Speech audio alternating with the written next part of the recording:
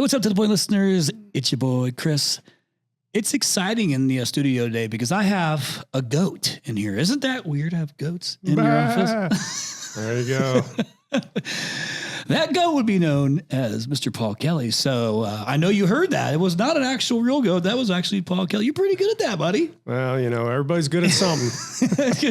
You know, if all this HVAC and plumbing shit don't work out, you can fall back on your, your impressions. Exactly. It's exciting to have you on here.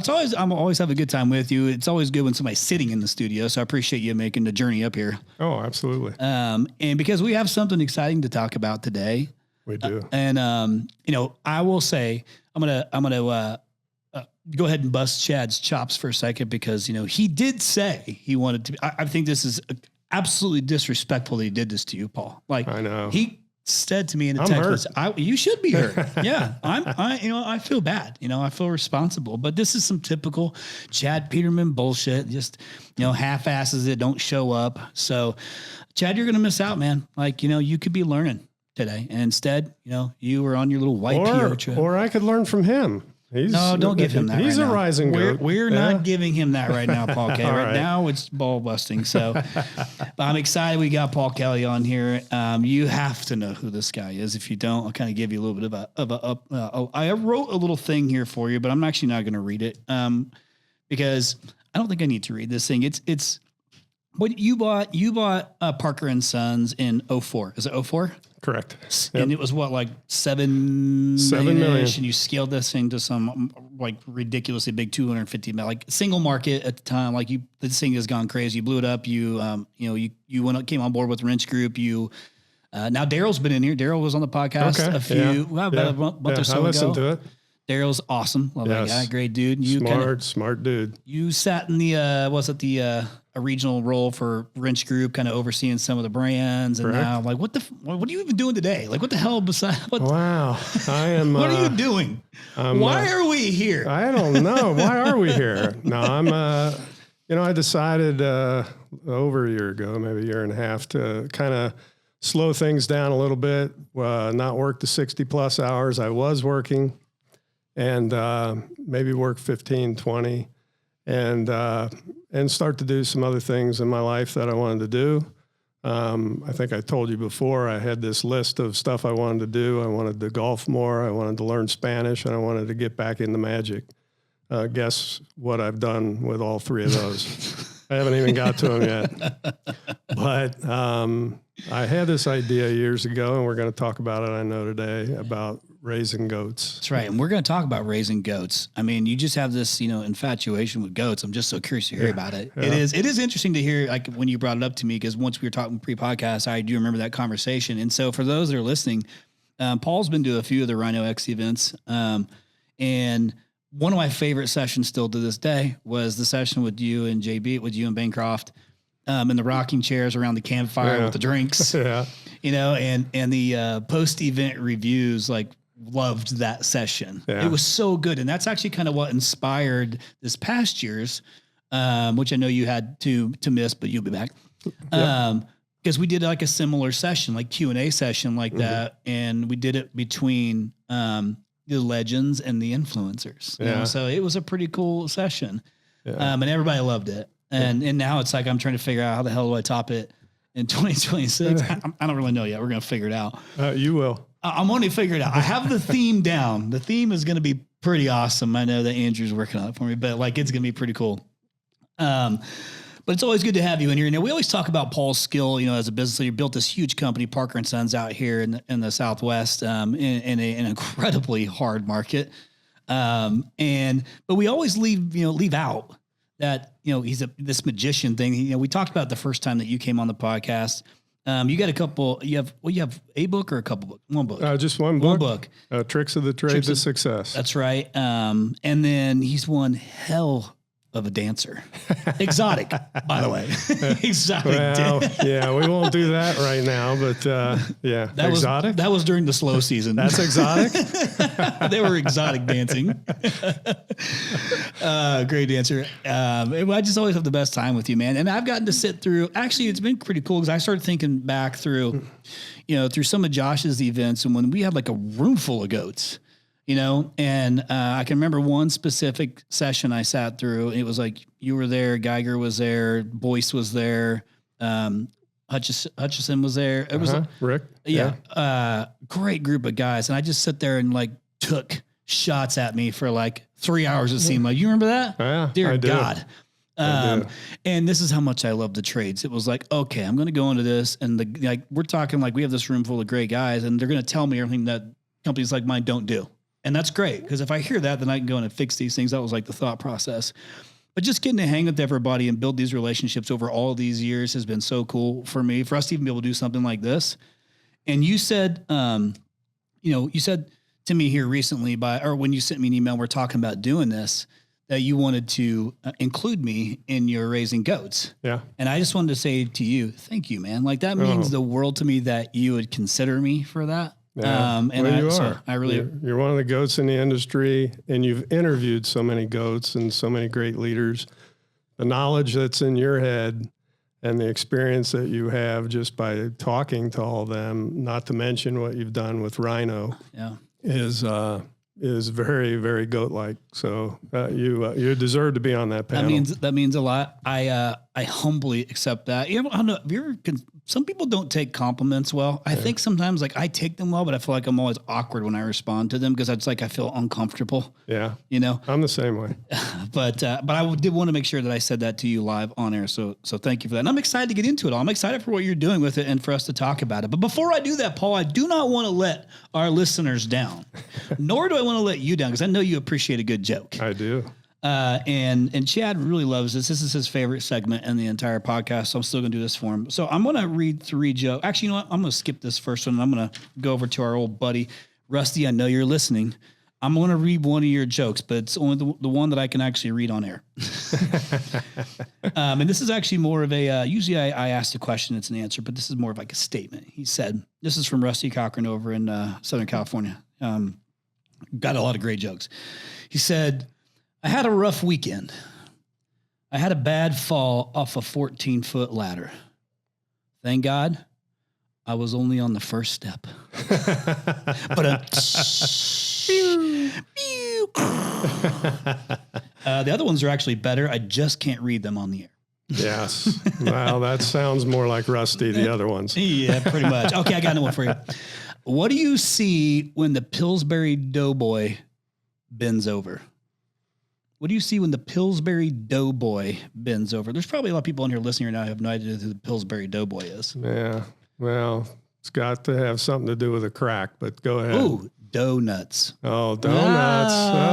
Hey. Okay, last one. What does a hot dog use for protection? This is an easy one. Condiments. There you go. Hey, condiments, ladies and gentlemen. Those last 2 were far better than the first one, but Rusty, keep them coming, buddy. I appreciate them. Okay, hey, we're gonna jump in here. Okay, so here's what I want to do first. We're going to talk about Raising Goats, which is like a collaboration with you, and EGIA, I think, is the one that is helping back this whole thing with you, or as part of their program. Right. But it's an exclusive training program to help contractors kind of be the best that they can to be goats. You're trying to raise goats. Like this is what we're trying to accomplish. And the main thing I wanted to do with this was just talk about what makes this different than everything else that's out there, because there's so much different things that you can be a part of and do. We were talking again pre-podcast. Rhino X is like a 3/4 of a day event, and then everybody goes on and does their own thing. Yeah. Right. There's no ongoing accountability training, but there are opportunities to do this with other people or organizations. Are they goats? We don't know. Yeah. But you're not. I just wonder.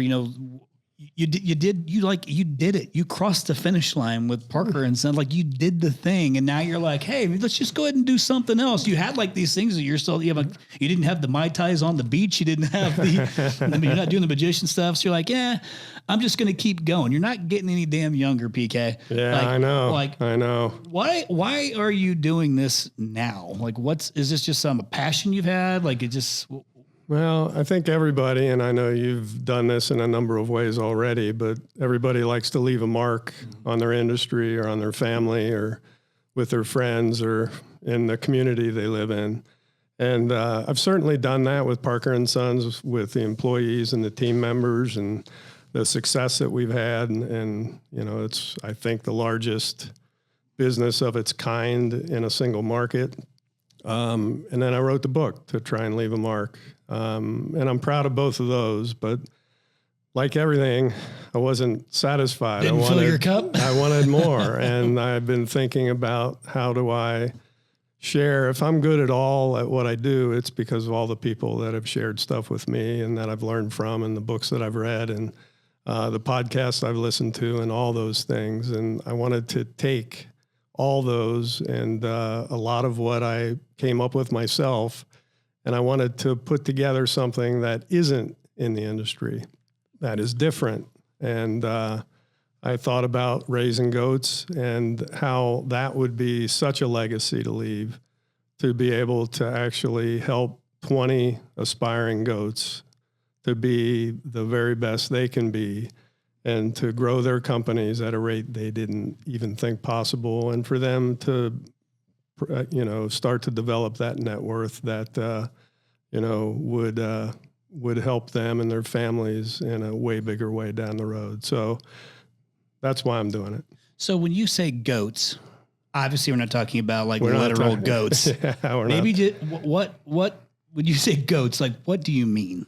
The greatest of all time. Yeah. The greatest of all time. And as I went, I was at one of your events, and it dawned on me that's what you were doing, right? You were raising goats. You were trying to hook people up, contractors, with people who had done it before, the goats in the industry. And there's not one goat. Everybody is a goat in their own right at something, I'm sure. But when you put together that list of some of the greatest in our industry and happened to invite me too, it was an honor for me.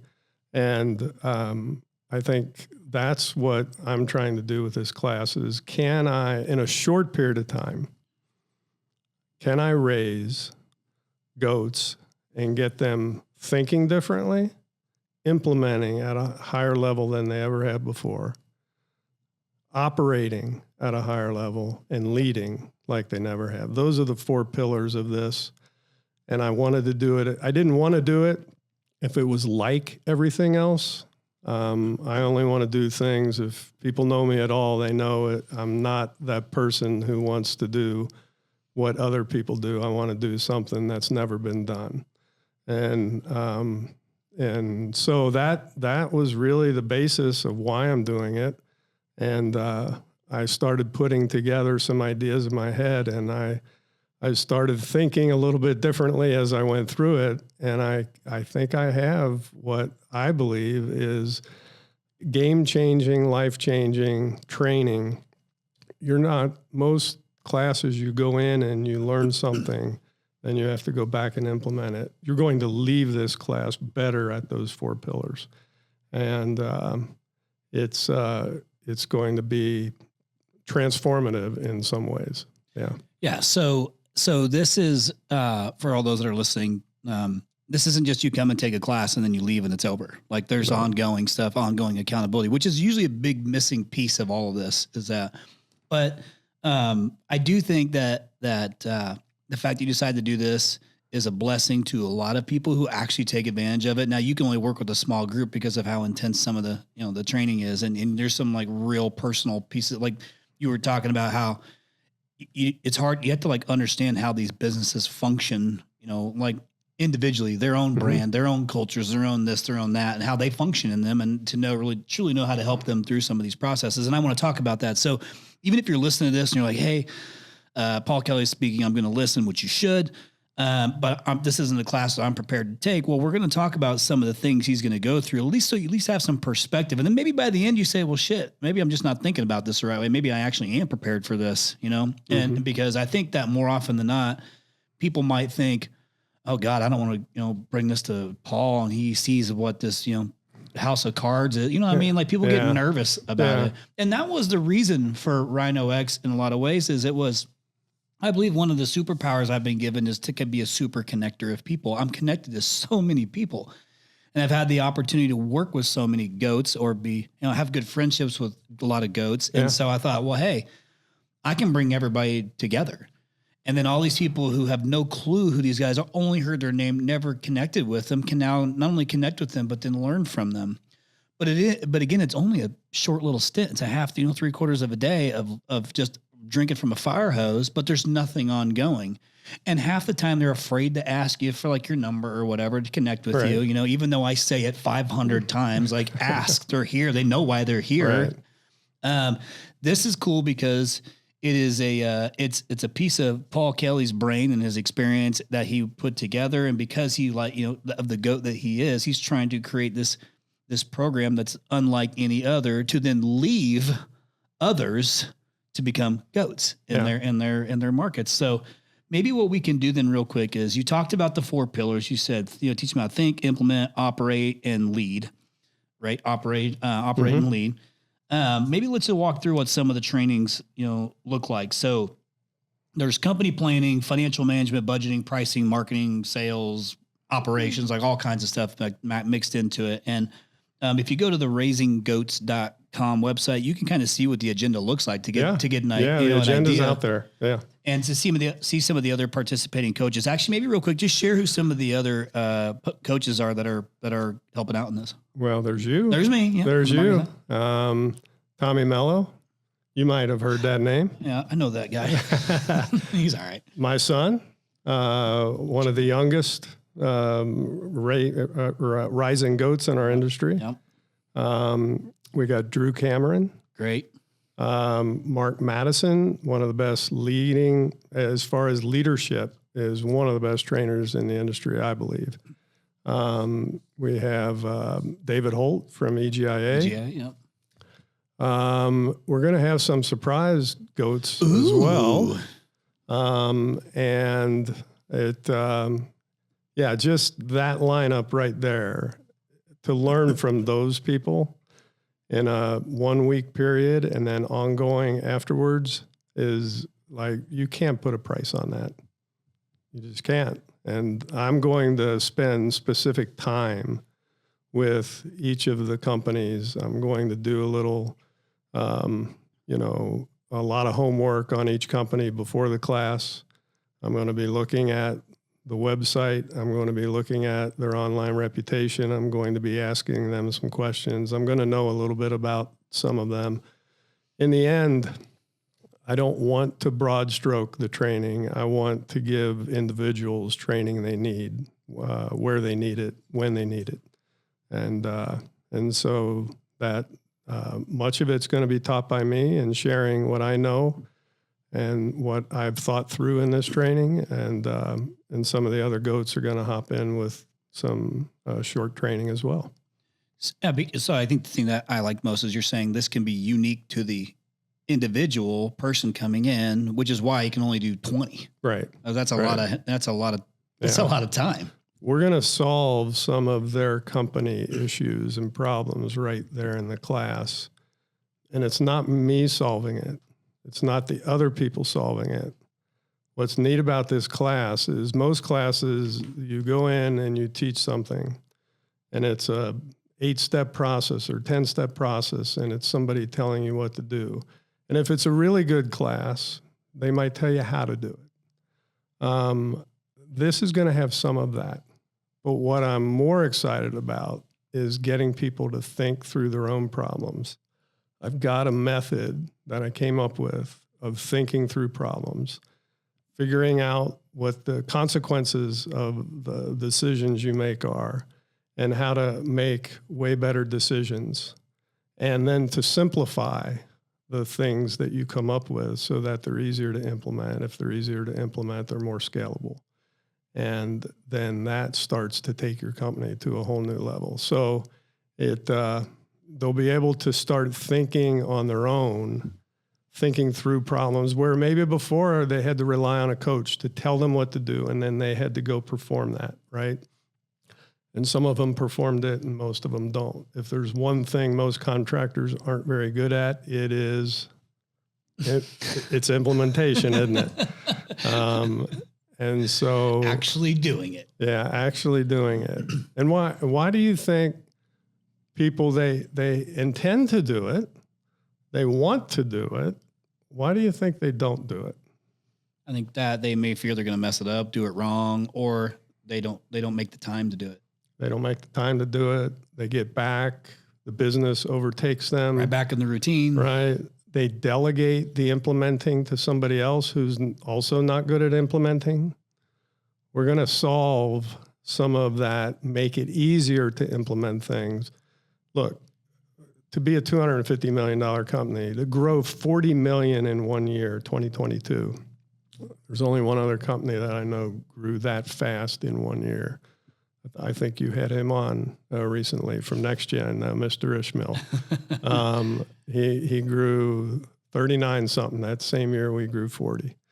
To grow that much, you have to think differently. But what you have to get crazy good at is implementing things, and you'll only be able to do that if you can simplify them to a degree that implementing them is easier. If it's too complicated, people don't do it. And so that's what I've spent a lot of time and energy, money and effort around is how do I do that? How do I make things simpler? And then how do I get people to be able to implement it faster, easier? Are you doing this in like a group setting still? Like, or do you do any like, one-on-one stuff with these guys? Like, there's going to be some one-on-one. A lot of the stuff is in small groups of 5. There's going to be 4 groups of 5. And so some of the solving will be that. A lot of it is not me. The operations part, I'm going to go through, from sales to marketing to how to make more money to recruiting to hiring to retention to, any number of areas. And I'm going to give the cliff notes on the 2 or 3 things you need to get crazy good at in each of them. And then I'm going to give them the secret to the simplification of how to go about it.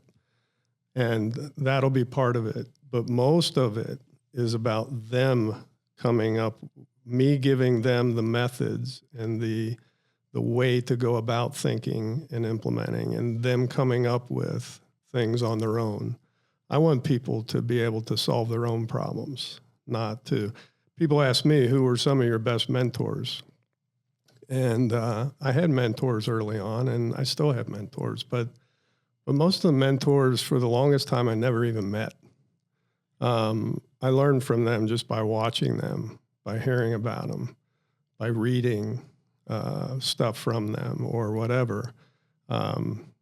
George Brazil was one of those guys. George Brazil I learned from for years and years, and it was many years later that I actually met the man. And then because I had to figure a way to beat him in Phoenix, Arizona, right. And now we're 5-6 times their size, which was a mistake that I made with George. He came to me and he said, "Hey, Paul, whose company do you think is better known in this town, yours or mine?" And I said, "George, I don't know. I know what the answer you want me to say is, but I said, they're both very well known." And he said, "So you think yours is as well known as mine?" I said, "Yeah, I do." He goes, "You gotta be kidding me." Anyway, it was a bad thing to say to George. I go, "It doesn't matter, does it? We're both," by that time I was much larger than him. I go, "It doesn't matter. All that matters is you're well known and I'm well known." So, it's not a contest, which is another thing we teach in the class is, like at a blackjack table, it's not about you win and everybody that's playing with you loses. Right. It's about cheering everybody on. Everybody wins. Now, your job is to win at a higher level, but not for them to lose. The dealer losing, that's what everybody you're rooting for. Yeah, cheers. But no, and that's why I like to share stuff. Some of my best friends are in the industry in Phoenix, Arizona, and we share a lot. We even train each other's techs, which sounds kind of crazy, but we've had that relationship with each other, and that's how everyone gets better. Yeah. I love that. I love the story about George. I just wonder, like, when he went back, he's like, okay, we got to change some things. What are we doing? It was certainly a competitive question. Well, I got one over on him. After he passed away, and that's when I got Daryl. So Daryl worked for him. That's right. Yeah, that's right. That's right. Yeah, Daryl. God, that's a long story. We won't get into. What a great dude. Yeah. Well, I mean, I was asking that question because I wonder, people are probably wondering maybe the size of business that like should participate in this. Do you have like at least a range, or as big, at least you're this size before you should consider? Yeah, if you go to the site, it'll say 3 million. I think the ideal size is 5 to 10. I think, but anybody 3 or above, I'll be able to teach you. I mean, hey, it wasn't that long ago. I mean, it seems like a long time ago, 20 years ago or whatever, but I know a lot of $3 million companies that I've helped that are now 20, 30, 50, $100 million companies. So you just started a roofing company. Yeah. You're going to be one of the largest, but you start small. Yep.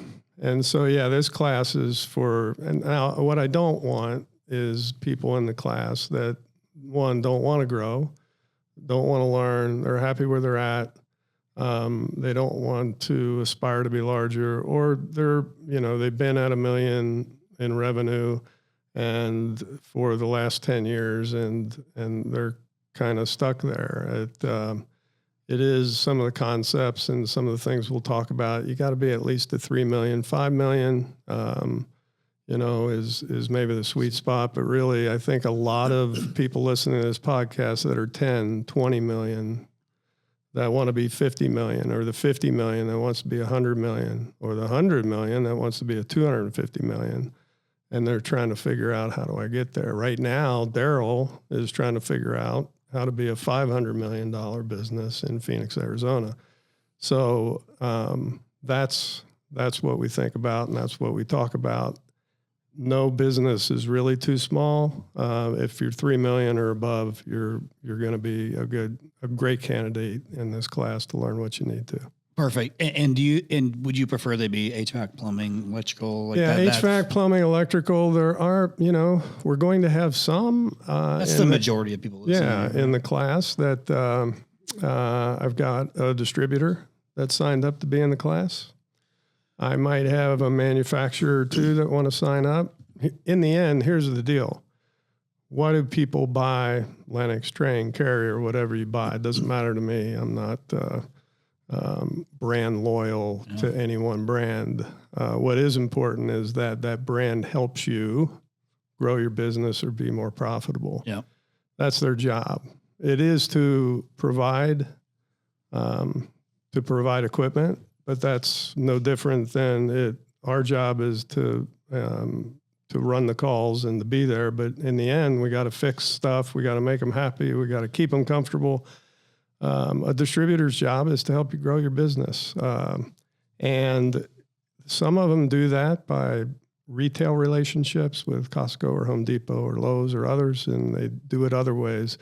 There's nothing, I think it would be genius in some sense for distributors and manufacturers to figure out, how do I really help my current contractors that I have that are 20 million be 50 million, or 50 million be 100 million? What kind of market share could I gain if they start growing and they're loyal to me?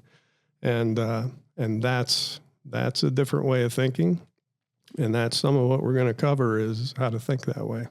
Well, it's actually interesting. I wouldn't have thought that when you say it, it actually makes sense. Like the better they understand the actual inner workings of their client, their customer, you can become a better partner to serve them, or understand how they actually can scale to this number that you want them to scale to. Because really what they want you to do is buy as much equipment as they possibly can, right? That's the game. And you want to be able to do that, because if you have the opportunity, it means you're growing too.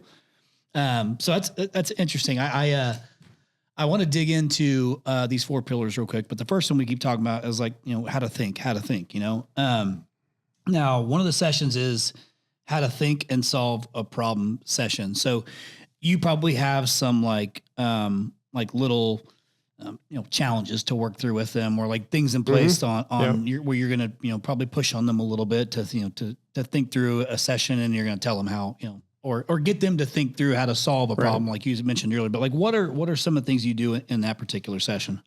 Well, first it'll be about some learning and teaching, and how simplicity is a key to everything that you do. And we're going to talk about just the keys to thinking, and how knowing the outcome you want is so important, and working your way back.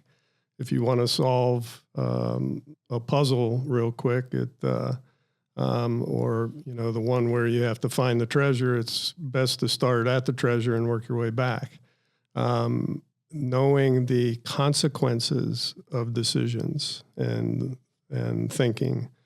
And then there's always those that don't do much thinking, right? That if I'm good at something, it's because I just think all the time. People ask me, Mark Madison asked me the other day, like, what's your ritual for thinking?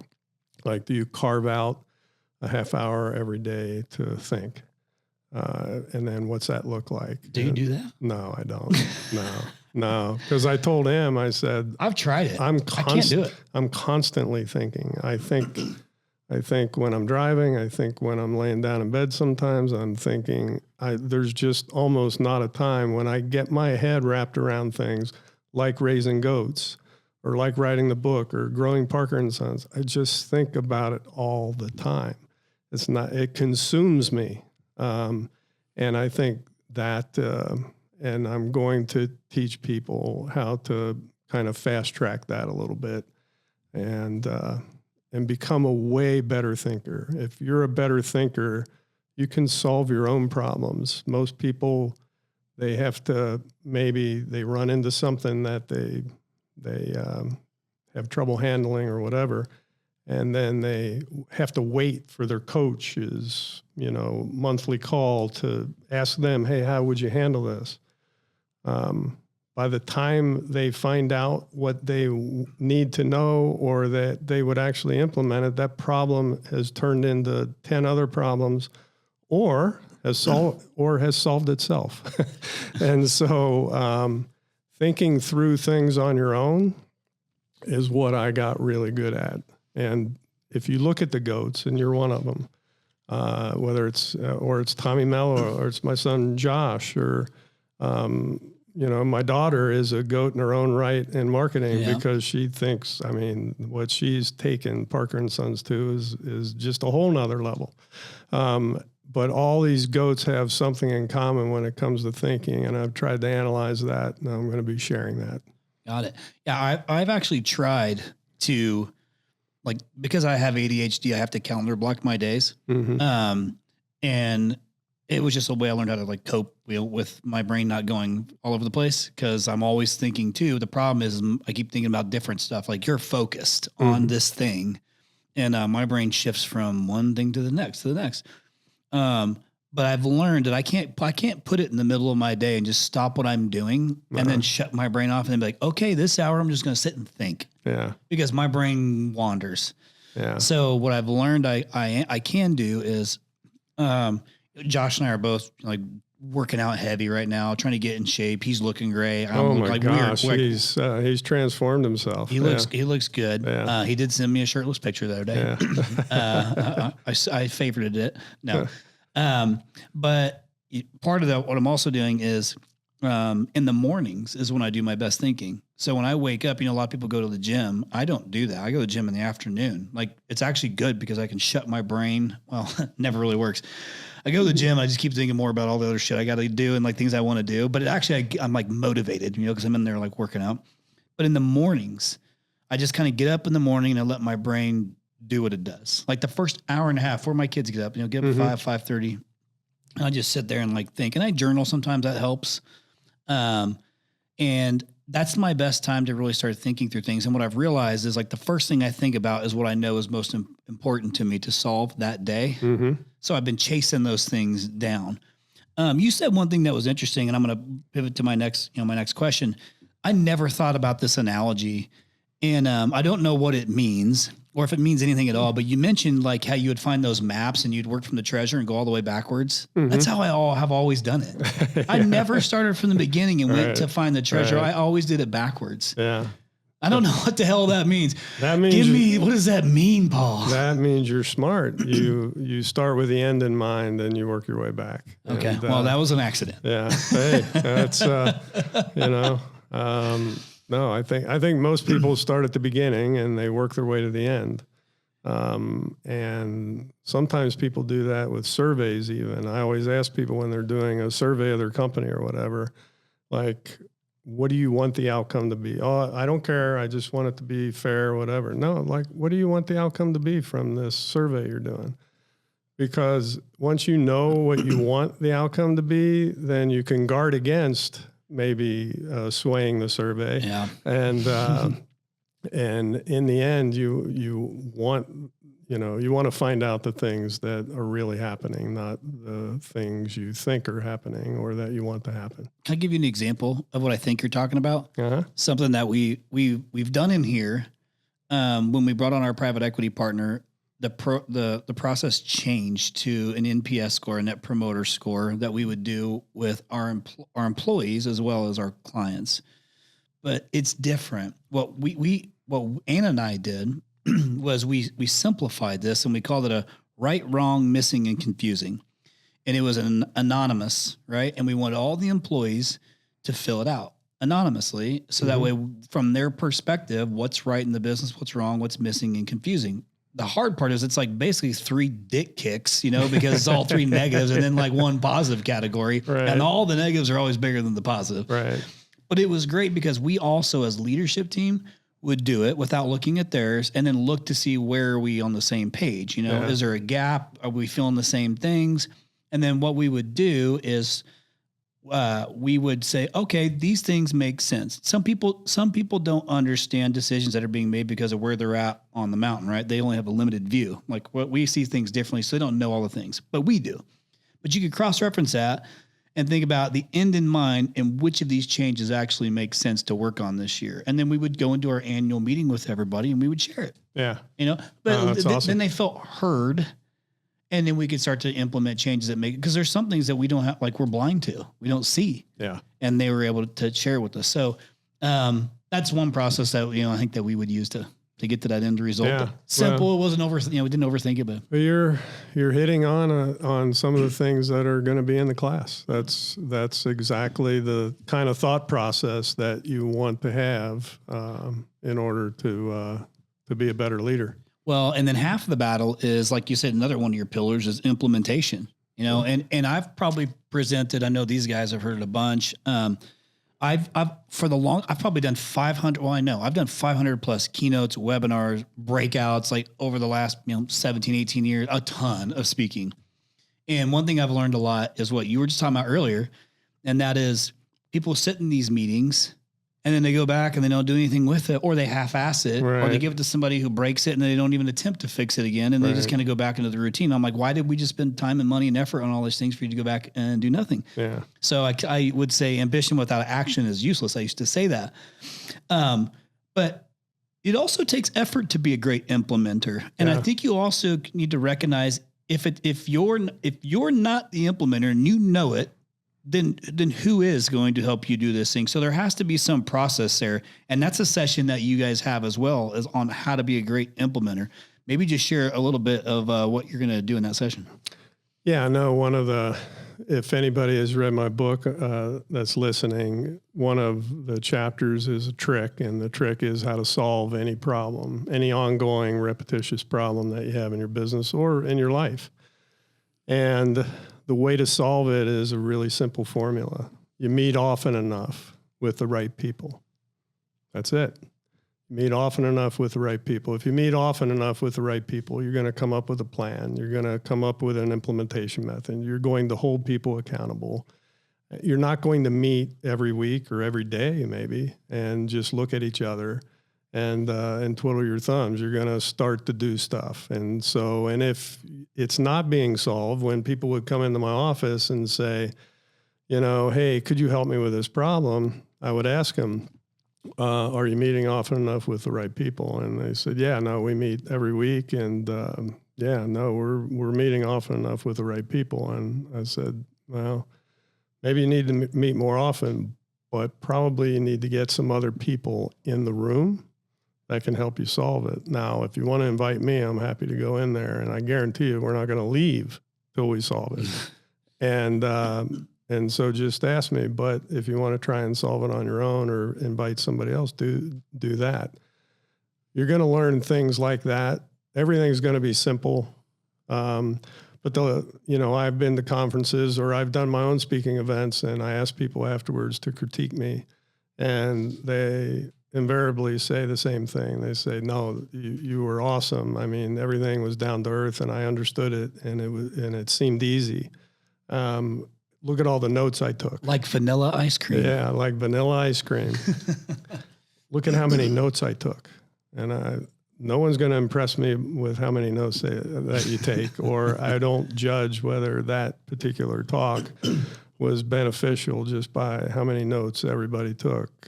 I really, what only counts is what gets implemented and what you can actually implement in your company. And so we're going to dissect the, back to simplicity, back to that vanilla. Vanilla sells, and simplicity is the key to most everything. And then what you're going to dissect your own company on your own, trying to figure out what can you implement and what can't you implement, what you should listen to out on podcasts and what you should try to ignore, because everybody can't do everything. Somebody asked me one time, it was at a Clover event, and he said, I go to these, I go to this, I go to this, I go to that, I listen to this podcast, I read this book. My company is still not doing well. You got any advice? And not to knock anything out there, because all of it's good and you should go to it. But I told him, quit going to all those things. You know what you should do. You got to figure out how to implement something.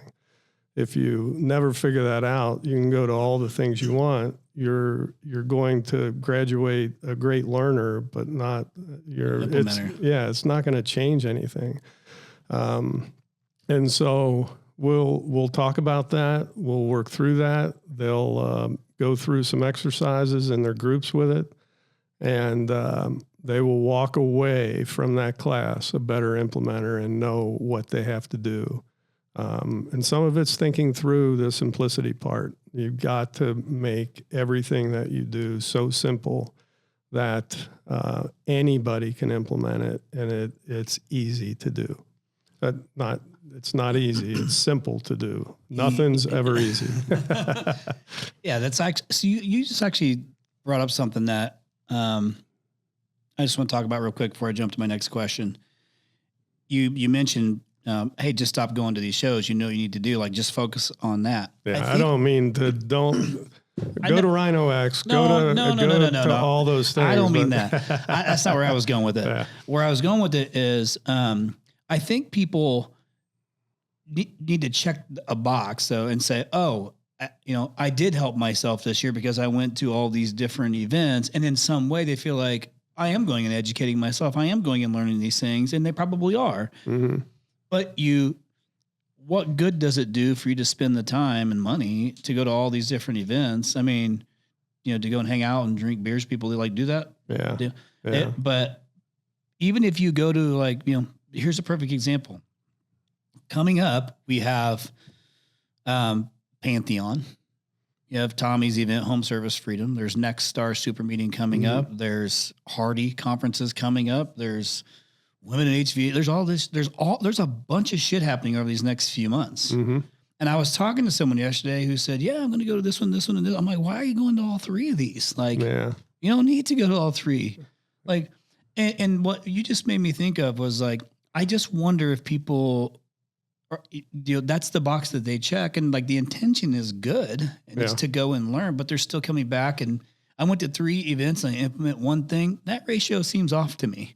Yeah. Because in their mind, maybe they're okay with the fact that they went to these things, and then when they're ready, they will implement. Yeah.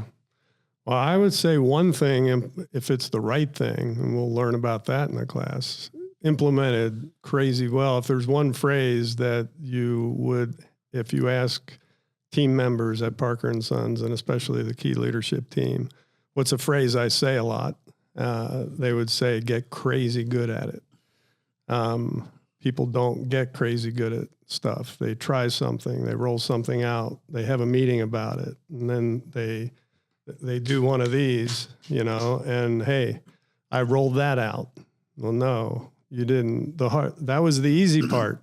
The hard part is the after that. How do you get it to stick? How do you get it to implement? How do you make it part of their routine that they get used to? All that is part of the implementation process, and you got to get crazy good at implementing. That's a fundamental thing that if you want to grow your business to 50 million, 100 million, or 10 million, whatever it is, you got to be a way better implementer. You feel like a lot of these businesses overcomplicate processes? Yes. Yeah. Yes. I feel that way here. Like, I literally just had a conversation with someone on my dev team, development team. And I'm like, man, I remember the day when we did this thing I'm asking you to do that day. Yeah. And now it's going to take me a week. Why is it taking me a week? And I don't know, but I definitely feel like that, that as you grow and scale and you bring in people, the intent is good, but you are overcomplicating processes, which then makes them take longer, which means they cost more. Yeah. Yeah. No, it's, the process and the implementation has to be simple. Most people just aren't good at a 10-step process, sales process, or memorize this. First you say this, and then you say that, and then you say this, and then, and you know what? If you did all those 10 steps, it works. There is no doubt it works, and that's what people want to teach. I'm not like that. I'm not a 10-step guy. I'm a 1-step guy, maybe 2. I want things that I can easily explain, that I can understand very quickly, that I can memorize and know that I can implement that, very quickly. And yet those are the things that are the most powerful. As I listen to your podcast, as I listen to Tommy or Drew Cameron, who's also a GOAT in the program, or my son Josh, or Mark Madison, they all have a simplicity about their thinking, and that's what I'm really good at. That's one of my superpowers, so to speak. Is I'm not a complicated person. I can't implement complicated things. I'm a simple person. I speak simply, and I can only implement things that are really, really simple. Yeah, I think that's just how I am by nature. Yeah. I don't think my brain allows me to go too deep into things, Just like I can't see all the shit that can go wrong. And I want to see it. Let somebody else worry about that. I'm focused on this right here. Yeah. Okay, I'm going to shift gears to one more thing. Another part of the pillars is, your operations, but also leadership or leading. You have another session that's specifically on leadership and communication skills. With, I think, a little culture building in there. Mm-hmm. We're going to kind of finish in that area right there. Let's just talk maybe about some of what you do there. And then what I want everybody that's listening to know is, what does it, cost to participate in this thing? What's it look like? When is it? We haven't talked about that. But before we get there, maybe just talk about this next session on leadership and communication skills. Yeah. So some of the other GOATs are going to be doing a lot of the leadership. I'm going to chime in as well, but the leadership portion is about being humble and hungry. And it's about finding what your strengths are that you can springboard off of, that people love about you, that you're really good at, and capitalizing on those and trying to minimize the things maybe that you're not, and having others prop you up where you need it.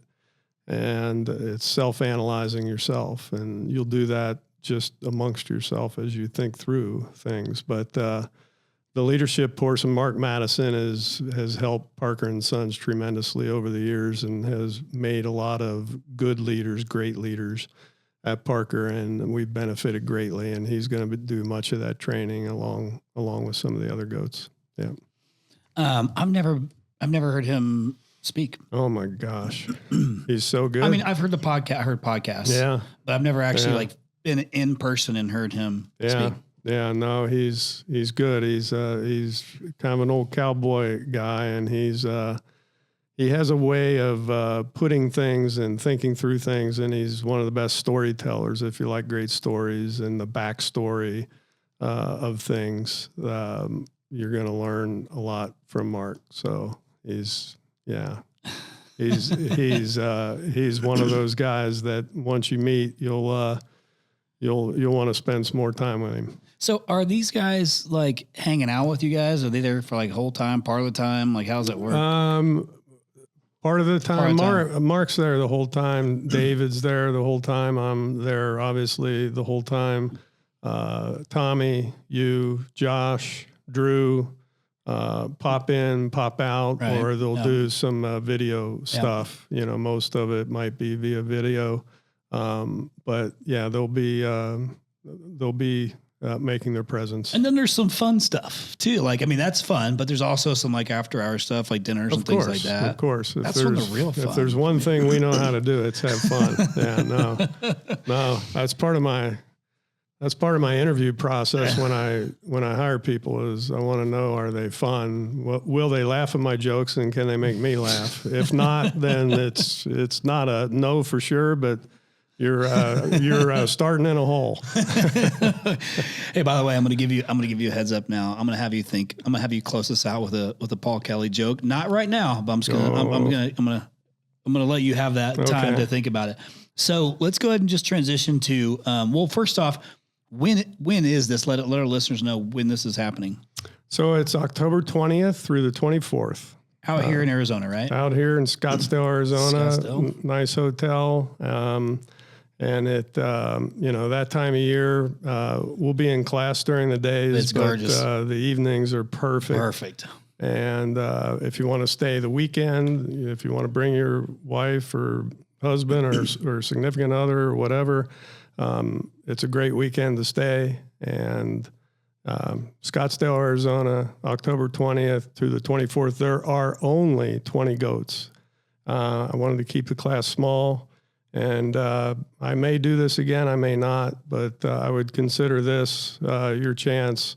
If you want to be mentored by me personally, ongoing, and you want to be mentored by some of the greatest goats in our industry, then you're going to want to be there. Yeah, and we record this episode on August 14th, and these things are already over half full. So like you need to make sure that you're getting on top of this really quick. Again, it's raisinggoats.com, so it's pretty easy to find, and you can sign up through there, right? Yep. Well, what's the cost to participate in this? So it's $17,500 for the class. There's an ongoing monthly fee, which includes the monthly ongoing coaching. We'll have some quarterly sessions where we'll dive into your company deeper, and that is $395 a month. Now, look, I could care less about the money. We've made our money. Yes. It's not about the money. It's about supporting EGIA, which is a great arm, and EGIA came to the table, and basically for that $395 a month, you also get a membership into EGIA, which includes their one ticket to Epic, which is one of the best conferences. That's at the end towards the end of the year too, right? When is that? No, that's in February, March. It's a Q1. Yeah. Okay. Yeah. And then you'll get access to all of their training, from Weldon Long to Gary Alex to Drew Cameron they have literally, I think, thousands of things by topic. You have a topic you want to, you're having trouble figuring out. We may talk about it during that month, but you'll have access to all of their library and all of their training material. Which is normally $395 a month. So you're getting my coaching on top of that, and all the other goats coaching, and then the quarterly. So it's maybe some think that's a lot of money, but I would tell you I would pay that. I will not almost guarantee. I mean, guarantees are nothing unless there's a hook on to There's it. no chance that you spend 17.5 and go to this class for 5 days and learn from you guys and you not find that in your gut. You will become it will make you millions. I totally believe that. I put too much work and time and energy into this. It will make you millions, tens of millions of dollars over your lifetime. Or if you're looking to flip your company or sell it at some point, it will get you a greater multiple. And so, I'm more excited about doing this than I have anything that I've done in my life. And I've been pretty excited about a lot of things. Well, I could tell it's been stuck because he brought it up to me, February, I think it was, or no, it was not even, might even been last year. Yeah. I talked to probably literally 50 leaders or goats in our industry. And without exception, after I talked to them about what I was doing, every one of them wanted to be a part of it. And so that's how excited I think they are about it. I am about it. And if you want to be a part of it, go out soon and sign up, and you won't regret it. I'm excited to see the outcome of it all. I wish I had an HVAC company. I'd go be a part of it and just sit and learn. Well, because I'm genuinely interested in, like, some of the stuff probably overlaps, like, regardless of if you're in the home services, home improvements business, like, there's some of this stuff that's going to be, general that you can learn from, but well, you can be a spectator in the back of the class any day you want. I appreciate you telling me that. I will participate in some of these things, like there's some of these that I will come in and sit through. No, you're going. The dinners I'm for sure in. Yes. If there's serving drinks, I'll be there. I want you there, and people are going to learn so much from the sidebar things that you can talk to them about. So absolutely, that's all going to be a part of it. Yeah, that'll be fun. And anyway, I think that I'm guessing how your brain works is, you're going to do this, you're going to be jacked up about it when it's done, the outcome of it. And you're going to be like, okay, like, let's just keep going. And you hope that Teresa just continues to support you on along the way. Yeah. Well, then let's do this. First off, thanks for giving me your time and driving up here. I know you're going to hit a little bit. Oh no, we're right before rush hour. You're going to be just fine because you're going back the opposite way. You're going against rush hour, so you'll be fine. But, it wouldn't be proper if I didn't let you, close this thing out with a PK joke, with the Paul Kelly joke. Your son is like killer at joke telling. Yeah. Like whenever if it's me and him and Tommy hanging out, those two just throw jokes back and forth. I've never been that guy can just throw out jokes off the top of my head, but he has so many. Yeah. Most you couldn't share on here, which makes some really good jokes. That's what most of mine are. I know. I'm trying to think real quick. Got a clean one that I have. That's why I was trying to give you some time to think through this. So I'm going to ad lib for a second while you can think of one. Then you let me know when you're good. Okay.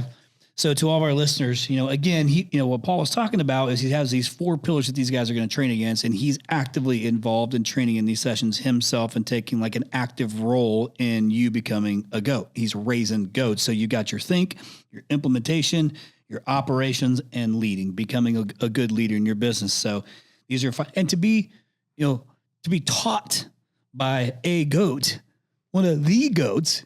I like that you said that, you allowed me to participate. I'm like, yeah, dude, PK is like one of the goats. Like I live in Arizona where Parker and Sons is, right? And so it's been cool just to see everything and to be able to, have a personal relationship with you means the world, to me and build our friendship. So did I do a good enough job to give you enough time to get to a joke? Yes. Okay. Let's let it rip. All right. I was going to do the one that's in my book, but I'm going to assume some have read it. So I want this to be a new one for everyone. So this guy has the interview of his lifetime, and he knows if he's late, he's not going to get the job. So he pulls in the parking lot and he drives around. There's no spots open. Drives around again, no spots open. He goes out on the street, it's full. Drives in the parking lot one more time, no spots open. He looks up to heaven and he says, "Dear Lord, if you would just open up a spot for me, I promise I'll be better. I'll treat people better. I'll stop drinking. I'll be the dad that I know you want me to be, and I'll go to church every Sunday. Just please open up a spot."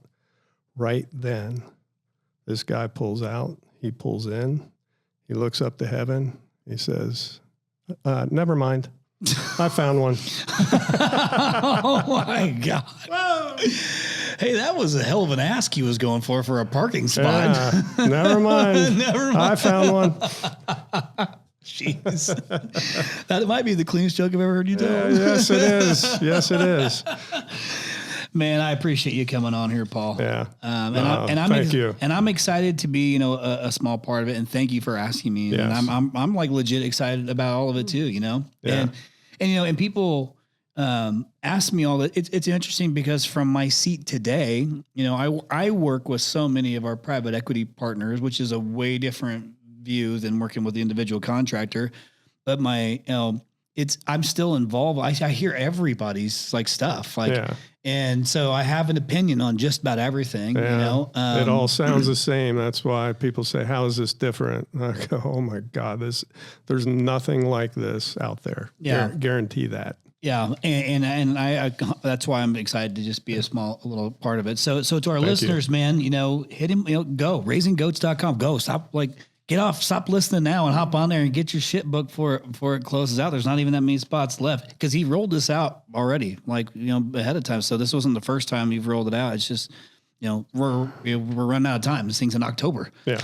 So get moving. But, you have those 4 pillars. I guarantee you're not firing on all cylinders and all those pillars. So you can probably learn a few things too. And again, think about, where you're really trying to go with your business and be thoughtful. If it's something like where Paul is saying, you're sitting at, $1, $2, $3 million and you're just kind of cool with being there. Probably not the suggestion for you to take this class and take up space for somebody else who really wants to scale these businesses. But if you're sitting in that 5, 10, 20, whatever million mark, and you're like, hey man, I just need to get to this next level.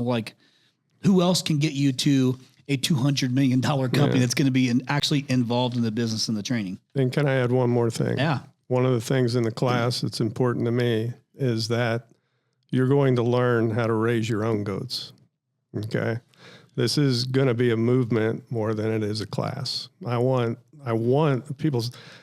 people ask me, aren't you afraid of people stealing your special sauce that you created for this class? And I said, no, I want them to steal it. I want people to be able to raise their own goats for other organizations to learn from it. I want our whole industry to get better. And this will just be the first step in that process. So you'll be able to go back to your own company and you will be able to teach the people that work for you how to be a goat. And that will raise up your company like never before. Yeah. I mean, this is perfect because you can learn all this stuff, but you still got to go back and compete. Yeah. You still got to go back and compete in a market. The hope is that at least you're doing it with a little bit more of a finely tuned machine and with having some of the best help at your fingertips on your phone if you needed to ask somebody a question or whatever to get an answer to move on faster, but also just being able to think through come up with some simplified SOPs to solve problems or help your other team. I love the fact that you're raising goats that can raise goats. Yeah. There That's you pretty go. Cool.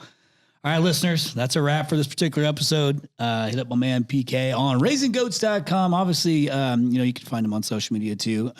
He won't be the fastest guy to respond to you. No, I'm not a big social media guy. But I can say you'll find him, but he might not respond to you. Yeah. Best thing to do to get time with Paul Kelly is raise a goat. Come be a goat, Yeah. So, I always say, I finish the podcast every time. I say, you don't got to do everything, but you got to do something.